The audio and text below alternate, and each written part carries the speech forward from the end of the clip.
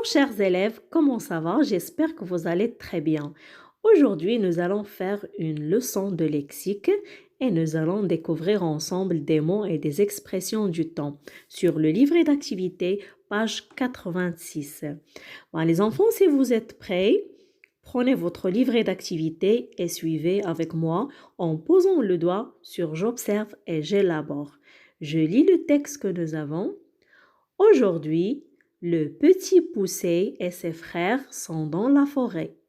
Depuis 2 jours, ils n'ont pas mangé. Ils ont faim. Ils pleurent et continuent à marcher. En fin d'après-midi, ils voient une maison au bord de la forêt. Les enfants, j'ai 2 questions à vous poser. Alors dites-moi, le petit poussé et ses frères n'ont pas mangé depuis combien de temps? Oui, combien? Très bien, depuis 2 jours. Très très bien. Donc le petit poussé et ses frères sont dans la forêt et n'ont pas mangé depuis 2 jours. Très très bien. Quand voit-il une maison au bord de la forêt? Quand voit-il une maison au bord de la forêt? Oui, quand est-ce que? Oui, j'entends. Oui, en fin d'après-midi, très très bien. En fin d'après-midi, il voit une maison au bord de la forêt. Très très bien. Alors les enfants, est-ce que vous voyez les mots qui sont en rose? Oui ou non? Alors, qui peut lire ces mots? Oui, aujourd'hui, très bien. Depuis 2 jours, très bien. Enfin, d'après-midi, très très bien. Ce groupe ou bien ces groupes de mots en couleur, les enfants, qu'est-ce qu'il indique? Il indique quand se passe l'action, ou bien il indique qu'il faut mettre la phrase au féminin, ou bien il indique l'ordre des événements dans l'histoire. Qu'est-ce qu'il indique ces mots-là? Oui, j'entends. Très bien, il indique quand se passe l'action. Très très bien. Et aussi, il indique l'ordre des événements dans l'histoire. Très bien, les enfants. Et voilà la réponse. Très très bien. Donc, les groupes de mots en couleur indiquent quand se passe l'action et indiquent aussi l'ordre des événements dans l'histoire. Très très bien. Donc, les enfants, nous allons voir quelques mots et quelques expressions qui indiquent le temps. D'accord? Et avant ça, alors il faut savoir que le temps est divisé en 3 époques. Alors, nous avons déjà vu ça dans la séance, dans la leçon de la conjugaison. D'accord? Est-ce que vous vous rappelez?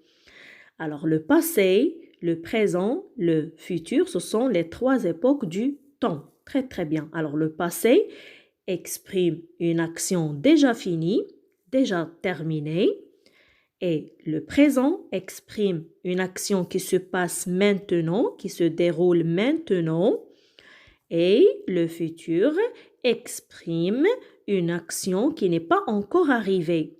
Alors, elle exprime une action qui se passera quand? Dans l'avenir. Très très bien, les enfants. Alors, et on dit que la phrase peut être au passé, elle peut être aussi au présent, elle peut aussi être au futur. Très très bien. Et voilà, dans une phrase au passé, l'action est terminée. Alors, c'est ce qu'on a expliqué maintenant. Si la phrase est au passé, ça veut dire que l'action de cette phrase est terminée. D'accord?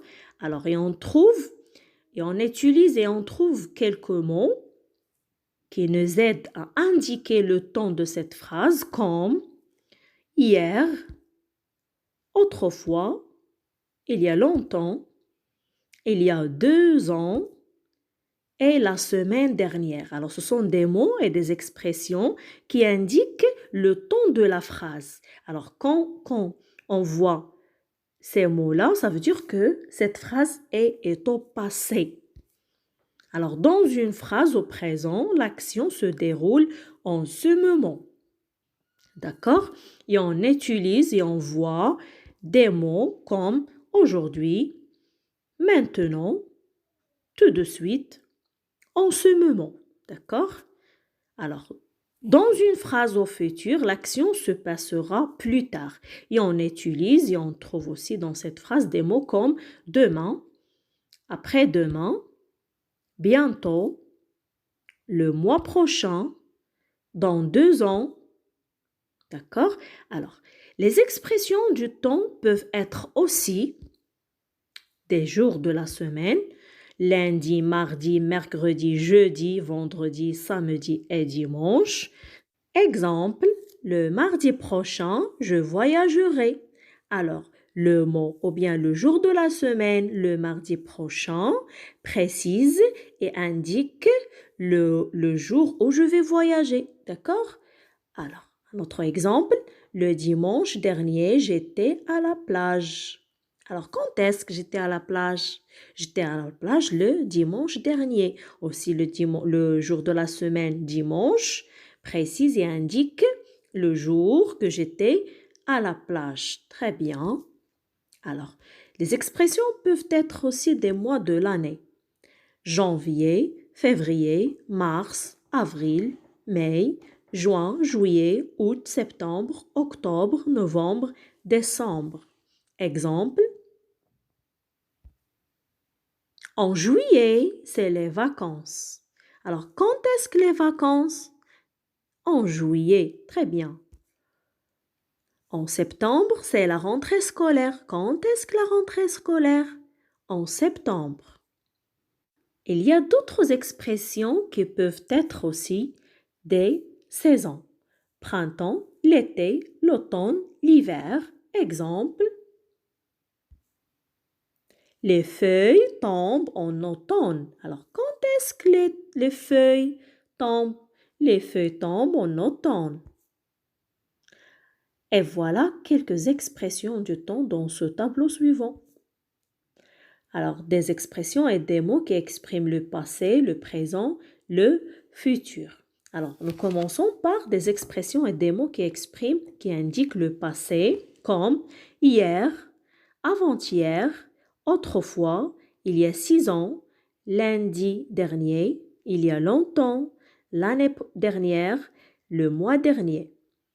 Et quelques expressions et mots qui expriment, qui indiquent le présent, comme aujourd'hui, maintenant, tout de suite, en ce moment, actuellement, pour l'instant, immédiatement, cet après-midi. Et quelques exemples ou bien quelques expressions et mots qui expriment le futur comme demain, après-demain, bientôt, plus tard, dans 2 ans, mardi prochain, l'année prochaine et la semaine prochaine. Et maintenant, les enfants, on passe à réaliser, à faire les exercices sur le livret d'activité, page 86. Le premier exercice, recopie dans le tableau les expressions du temps. Alors, nous avons quelques expressions et mots qui expriment le temps et nous avons un tableau de 3 colonnes. Alors, dans la première colonne, je vais chercher les mots, les expressions qui indiquent le passé, d'accord? Et sur la deuxième colonne, je cherche des mots qui expriment le présent. Et je cherche également des mots qui expriment le futur et je vais les écrire sur la troisième colonne. D'accord? Est-ce que c'est compris? Et voilà la correction. Alors, les expressions du temps qui indiquent le passé sont il y a longtemps, il y a 6 ans, l'année dernière, autrefois, hier.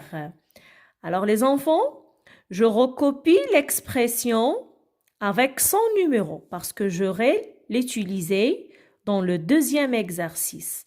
Et j'écris l'expression et je la barre, d'accord, pour ne pas se tromper. Les expressions du temps qui indiquent le présent sont aujourd'hui, maintenant. Et les expressions du temps qui indiquent le futur sont dimanche prochain, l'année prochaine, après-demain, demain, le mois prochain. Exercice numéro 2. Copie les numéros des expressions de l'exercice numéro 1 sur l'axe du temps. Alors, nous avons un axe de temps qui comporte passé, présent, futur. Et je vais recopier seulement les numéros des expressions. Je ne vais pas écrire toute l'expression, c'est juste son numéro. D'accord? Alors, Au passé, nous avons 1, 9, 10, 3 et 4. Alors, 1, 9, 10, 3 et 4. Alors, au présent, nous avons 2 et 7. 2 et 7. Dans le futur, nous avons 5, 6, 11, 8 et 12. 5, 6, 11, 8 et 12. D'accord? Le troisième exercice, écris les expressions dans l'ordre chronologique. Aujourd'hui, hier, après-demain, demain. Alors, on va voir quel est le jour qui précède les autres jours. Alors, est-ce que aujourd'hui est avant hier ou bien hier avant aujourd'hui? D'accord? Alors, je fais la même chose pour la deuxième série. Voilà la correction. Je commence par hier parce que hier qui précède aujourd'hui. Demain vient après aujourd'hui. D'accord? Et bien sûr, l'expression après-demain. La deuxième série, l'année dernière, dans 2 ans, l'année prochaine, il y a 3 ans. Alors, je commence par il y a 3 ans. C'est déjà 3 ans passés. L'année dernière, c'est juste une année qui est passée.